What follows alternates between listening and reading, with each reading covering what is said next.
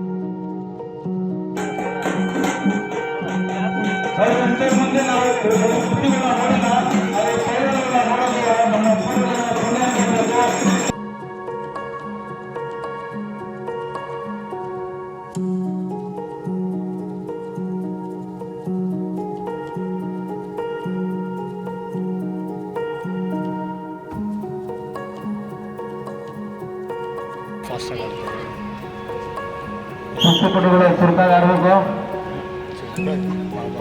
ಅವ್ರು ಕಷ್ಟಪಡ್ತಾರೆ, ಚುರುಕಾಗಿ ಆಡಬೇಕು. ಚುರುಕೆಲ್ಲ ಕಮ್ಮಿ ಆಯಿತು. ಅಲ್ಲ ಅಲ್ಲಿ ಕಿಸ್ತಿರ ತಾನೆ ಗೊತ್ತಾಗೋದು. ಆದಷ್ಟು ಟೆಕ್ನಿಕ್ಸ್ಗಳನ್ನ ಬೆಳೆಸಬೇಕು. ಯುಕ್ತಿ ಬಳಸಿ ಸ್ವಲ್ಪ.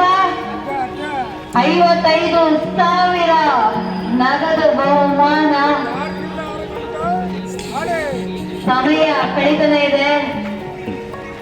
ಕುಸ್ತಿಪಟುಗಳು ಟೆಕ್ನಿಕ್ ನ ಜಾಸ್ತಿ ಬಳಸಬೇಕು. ಶಕ್ತಿಯೊಂದಿಗೆ ಯುಕ್ತಿ ಇದ್ರೆ ತಲುಪಬಹುದು.